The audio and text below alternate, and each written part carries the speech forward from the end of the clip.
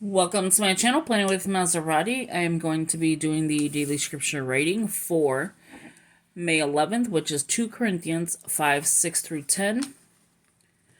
So before I begin, welcome. Please subscribe, hit that post notification bell so you don't miss out on any new videos. Give it a big thumbs up, leave a comment, and share the video. That'd be great. They appreciate it. So with that being said, for May, we're reading, writing, praying, and reflecting on the word trust. And soap study, scripture, observation, application, and prayer. As we go on to this side, we are on, let me double check because I have not caught up. So this is a 3 days, so we are on the perfect trust. It's a 10-day devotional. Again, I am not caught up. I got so many things going on. And yeah, so there's that. So let's go ahead and flip. Oh, where'd the binder clip go? We lost the binder clip. Okay, here we go. So 2 Corinthians 5, 6 through 10. We have the NIV version. So 2 Corinthians 5 and 6 through 10 is here. 6 through 10, this whole section. So here all the way down. It says, "Therefore we are always confident and know that as long as we are at home in the body, we are away from the Lord.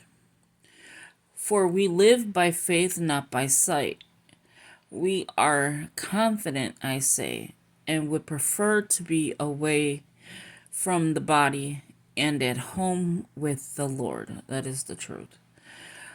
So we make it our goal to please Him, whether we are at home in the body or away from it. For we must all appear before the judgment seat of Christ, so that each of us may receive what is due us for the things while in the body, whether good or bad. That was kind of the way they wrote that. I don't know. I'm not judging, but just threw me off there. It says, I'm going to start here. It says, so that each of us may receive what is due us. Shouldn't it be due to us? But due us for the things done while in the body, whether God or good or bad. Sorry. That one I made a mistake on. But that one just sounded like due to us, not do us. But it's no here, no there. We kind of get what it's saying. So how is everyone, and how are you doing with your scripture writing and devotionals? Or Bible time. Or I should say not Bible time, but quiet time. How are you doing with that? I was going to come on here. Today is the 15th. I am so behind. And come on here and read, the book of the Bible with you and work on Proverbs. I'm going to push that behind until the following. I think we should start it in the first of the month, to be honest with you, so that we're not going in the middle of the months reading a new book. That's just my idea, is wait until the first of the month, start Proverbs. I did print out some stuff to follow a plan, but it has like Psalms and it has Proverbs. So what I was going to do is just do the ones with the Proverbs and read that for the month. And then we could do Psalms. Well, that one would take longer than a month, I think.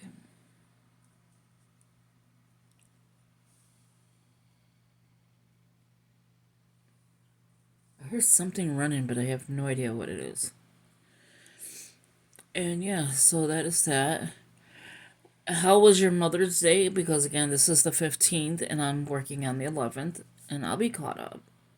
I'm staying home today due to, I'm going to explain what happened yesterday, but how was your Mother's Day and how was, did you celebrate it? I didn't celebrate Mother's Day because my mother is in heaven and my daughter has her own, children now, so we didn't celebrate it together. I ended up in the ER. I woke up for a couple weeks now with, I think I told you guys this, with right side pain, like kidney pain. Well, in the morning yesterday, the 14th, I wake up just like any other day in pain, but I was able to move around a little bit, but I kept getting spasms on my side, on my right side. So it would spasm out. You can. I was losing my breath as I was doing it. Like as this, not as I'm doing it, but as the spasm was doing whatever it's doing. And so I went to the ER. I drove myself there. I went to the ER, not EI. And they did, the blood pressure was 200 over 94. So the girl's like, we can't leave you like this. We're going to check it again. Blood pressure was 195 over 90 something. 94, 93, something like that. But the top number was extremely still high. So she's like, okay, we're going to have you pee in a cup. I put this one wrong. Pee in a cup, and we're going to take you for a CAT scan and blood work. I said, okay. So I did all three things, and I got there very early. I didn't get into the back until very late in the afternoon. So the doctor comes in. He sees I'm having a spasm on my side because he's like, we're going to, evaluate you, whatever, see what's going on with you. Well, as he's doing that, he's like, show me where the pain is. I'm showing him exactly where it's hurting. And he's like, okay. And then I moved a certain way because he told me to move a certain way. And I moved and I got a spasm in front of him. So, you got the tears coming out your eyes because it's like taking your breath. And I'm not crying. It's just, I don't know. It's like tears came out, but I'm not really crying. And he was like, okay, well, I'm going to make you comfortable and order you some medication. I'm like, okay. So he ordered me anti-nausea medication, a volume to, calm down the spasm that I'm having, and then morphine for the pain. None of that worked. None of it. Well, no, I should say 2 out of the 3 did not work. The anti-nausea worked. You put it under your tongue and you just let it dissolve. That one worked. The other ones did not work. I got 2 shots in my arms, one on one side, one on the other, for the morphine. And then I got the anti-nausea, which is a pill that dissolves. And then I had the volume that was a pill you just swallow. So those 2 pills did not, the pill and the shot did not work for me. I still left there as I came in. So blood work looked okay. Some numbers were high. They didn't discuss it, but it wasn't life-threatening. So they're not going to discuss it with you. And then the CT scan shows my back being very bad. and that kidney stone in my left side, which if you remember, I went in and had taken out. Clearly, they didn't take it out because I wouldn't have kidney stones right now. And the right side, they can't find any kidney stones. Which is crazy because when I went there last time for the same pain, for the same everything, they told me I had 2 kidney stones. I'm like, well, in my other MRIs and stuff shows I have kidney stones on the right. He's like, most likely you passed it.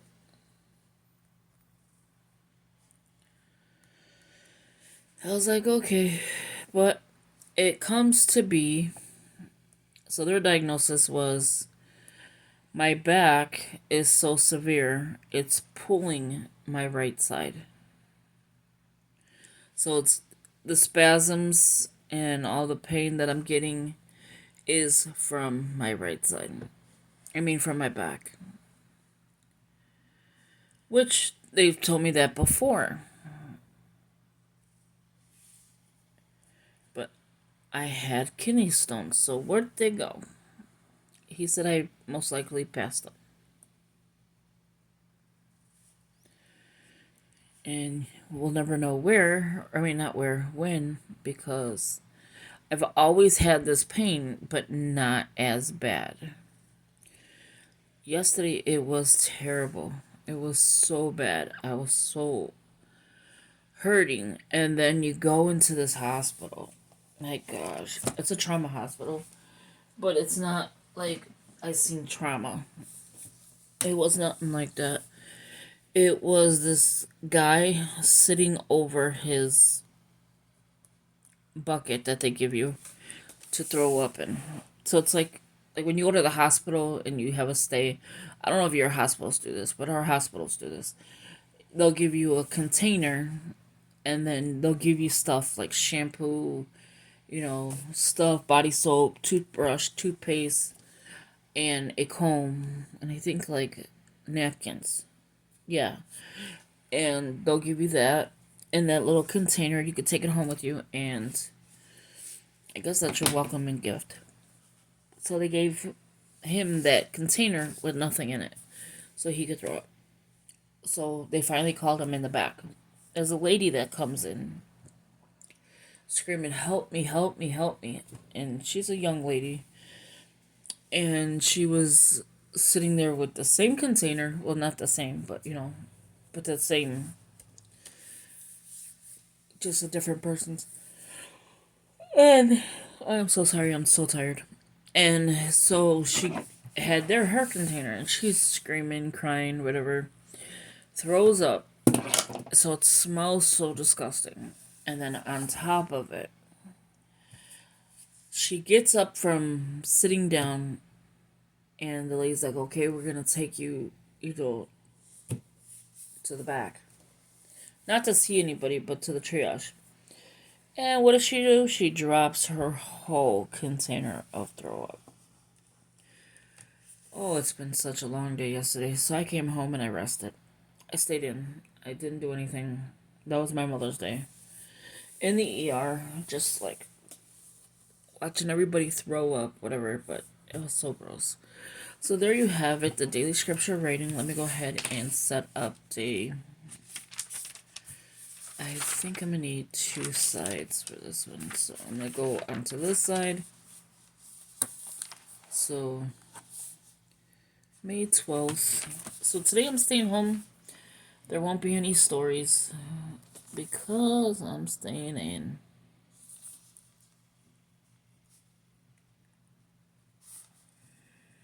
Yeah, but that's my day. Didn't celebrate anything. Didn't go anywhere. You know how like you see all their kids taking their parents somewhere. Me, I'm in a hospital.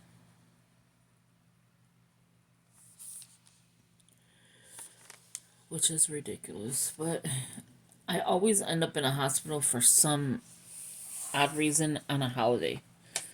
If it's Memorial Day and I was cooking and my stomach, I threw up, whatever.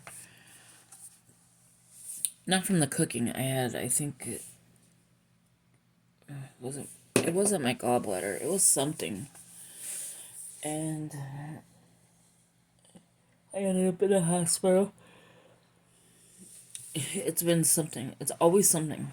But thank you for watching. I hope you enjoyed this video. Sorry, going into like TMI details about people throwing up and stuff, but yeah, just wanted to explain what was going on yesterday. My Mother's Day was not the best, and I will talk to you in the next video. Have a good one. Bye-bye.